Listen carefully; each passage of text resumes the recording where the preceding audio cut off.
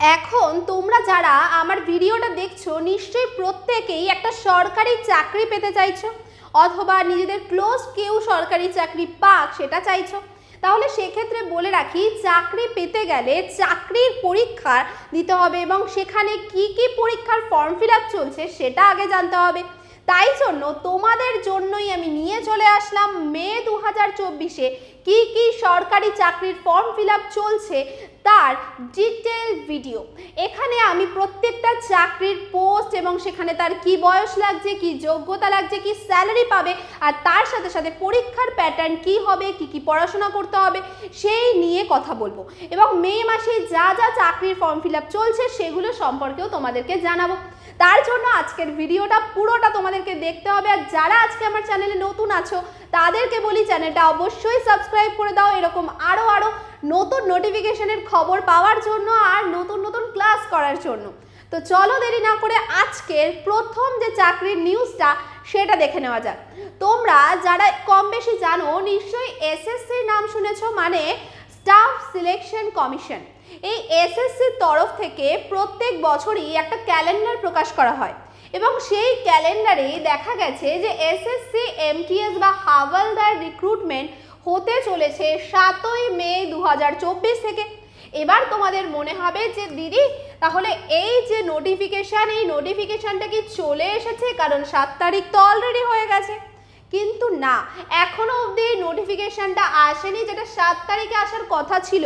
এবং আমরা যদি আগের যে এসএসসির হিস্ট্রি আছে সেটা যদি একটু দেখি, এসএসসি বরাবরই ক্যালেন্ডার প্রকাশ করে এবং যে সময় বা যে দিনে ফর্ম ফিল আপ হওয়ার কথা সেই দিনে জেনারেলি হয় না, সেখান থেকে আরও কয়েকদিন পিছিয়ে যায়। তার মানে এর নোটিফিকেশনটাও কয়েকদিন পিছিয়ে গেছে। কিন্তু ধরে নিতে পারো 10-12 দিনের মধ্যেই তোমরা এই নোটিফিকেশনটা পেয়ে যাবে এবং নোটিফিকেশনটা সবার আগে কিন্তু আমরা চ্যানেলে পাবলিশ করে দেব। এবার চলে আসছে লাস্ট ডেট 6 জুন 2024। পরীক্ষা হবে জুলাই অথবা আগস্ট মাসে 2024 সালে। মানে বুঝতেই পারছো হাতে খুব একটা বেশি সময় কিন্তু পাবে না। একটা মাত্র পরীক্ষা দিয়ে সেন্ট্রাল গভর্নমেন্টের চাকরি করতে কে না চায়?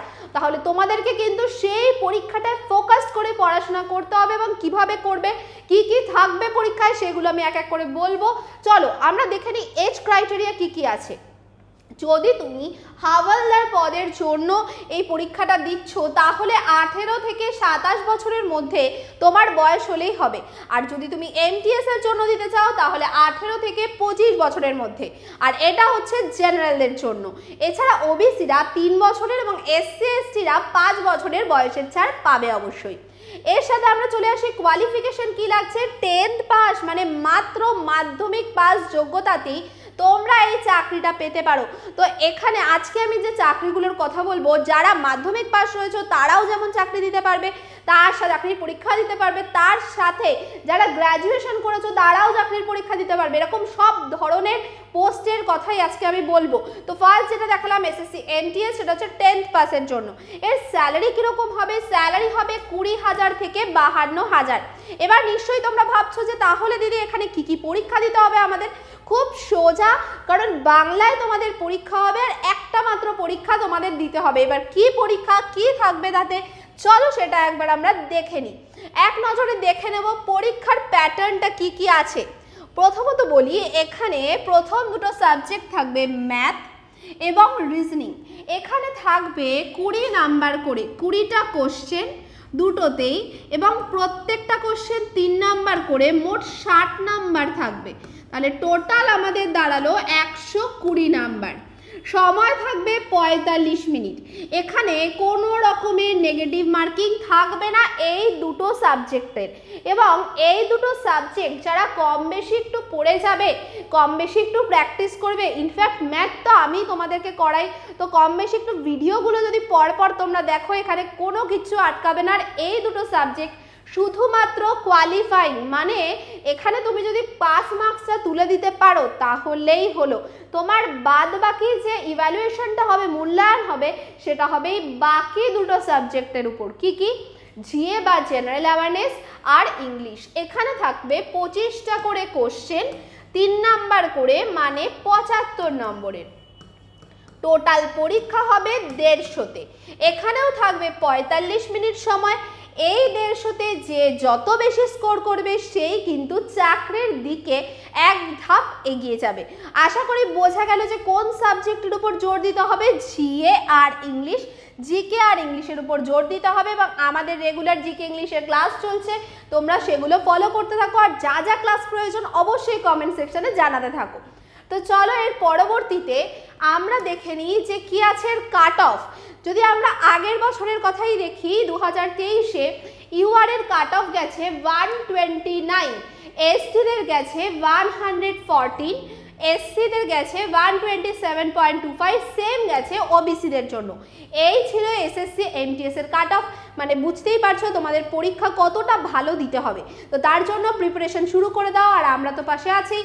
তোমরা যদি আমাদের থেকে ক্লাস করতে চাও, অনলাইন বা অফলাইন বোথ অ্যাভেলেবেল, যোগাযোগ করো 9088890010 এই নম্বরে, 9088890010 এই নম্বরে তোমরা যোগাযোগ করো, ঠিক আছে?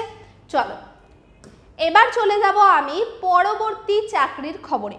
পরবর্তী চাকরিটা কি আছে, অলরেডি যার অ্যাপ্লিকেশন ফর্ম বেরিয়ে গেছে, কি আছে, RPF constable and SI recruitment. এখানে টোটাল ভ্যাকেন্সি রয়েছে 4660। এই রয়েছে টোটাল ভ্যাকেন্সি, যার মধ্যে এসআই এর ভ্যাকেন্সি রয়েছে 452 আর কনস্টেবলের ভ্যাকেন্সি রয়েছে 4208। কনস্টেবলের ভ্যাকেন্সি অনেকটাই বেশি আছে এসআই এর তুলনায়। বয়স থাকবে এসআই এর জন্য 20 থেকে 28 বছর এবং কনস্টেবল পদের জন্য 18 থেকে 28 বছর। এর ডেট স্টার্ট হচ্ছে 15/4/24 থেকে স্টার্ট হয়ে গেছে, 14/5/24 পর্যন্ত চলবে। তো বুঝতেই পারছো যারা পুলিশের জন্য প্রিপারেশন নিচ্ছিলে তাদের জন্য কিন্তু এটা একটা দারুণ সুযোগ আরপিএফ রেল পুলিশের ক্ষেত্রে, এবং সেখানে এই সুযোগটা কেউ হাতছাড়া করো না। কিভাবে পরীক্ষা দেবে সেটা সংক্রান্ত আমি বলবোই, অলরেডি তোমাদের ক্রাইটেরিয়া বলে দিয়েছি, এজ বলে দিয়েছি। এবার আসছি যে কি ভাবে এই নিয়োগটা হবে। এর 4টে ধাপ। ফার্স্ট হচ্ছে সিবিটি বা কম্পিউটার বেসড টেস্ট, মানে কম্পিউটারে তোমাদের অনলাইনে একটা পরীক্ষা হবে যেটা MCQ based. Next PET physical efficiency একটা টেস্ট নেওয়া হবে। পিএমটি ফিজিক্যাল মেজারমেন্ট করে নেওয়া হবে এবং লাস্ট হবে ডকুমেন্ট ভেরিফিকেশন বা ডিভি। এবার এই সিবিটিটাই কিন্তু সব থেকে বেশি ইম্পর্টেন্ট, কারণ এখানে যদি কাট অফ ক্লিয়ার করতে পারো তবেই পরের ধাপগুলোতে পৌঁছাতে পারবে। তো এই সিবিটি পরীক্ষায় কি থাকবে, আবারও জিএ থাকবে 50 নম্বরের, ম্যাথ থাকবে 35 নম্বরের, রিজনিং থাকবে 35 নম্বরের। দেখো একই সাবজেক্টগুলো কিন্তু আমাদের লাগছে, এখানে ইংলিশ থাকছে না। তাহলে এই সাবজেক্টগুলো যদি পড়ো দুটো পরীক্ষার জন্যই কিন্তু তোমার আস্তে আস্তে প্রিপারেশন হতে থাকবে। এই হচ্ছে এর ডিটেল, যেটা হচ্ছে আরপিএফ এসআই অ্যান্ড কনস্টেবলের জন্য। এবার চলে যাব আমরা কাট অফে। লাস্ট 2018-এ আমরা যদি কাট অফ দেখি, দেখতে পাচ্ছি কি কনস্টেবলদের জন্য মেল ছিল 87.32, ফিমেল ছিল 53.38। এসআই এর ক্ষেত্রে মেল ছিল 94.02, ফিমেল ছিল 79.43। এবার তোমরা নিজেদের মতো করে হিসাব করে নিতেই পারছো যে তোমাদের জন্য কাট অফ কীরকম যাবে। তুমি যদি ছেলে হও বা মেয়ে হয় উভয় ক্ষেত্রেই আমি দেখিয়ে দিয়েছি। তো বুঝে নাও তোমাদের কীভাবে প্রিপারেশন নিতে হবে। আর প্রিপারেশন জার্নিতে আমরা তো সাথে থাকবোই। 9088890010 নাম্বারে কল করে নাও, ডিটেলস জানতে পারবে যে কোন কোন ব্যাচ আছে, কোন ব্যাচে অ্যাডমিশন নিলে তোমরা ভালো করে শিখতে পারবে। ওকে চলো এরপর আসছি এসএসসি সিএইচএসএল মানে combined higher secondary level exam.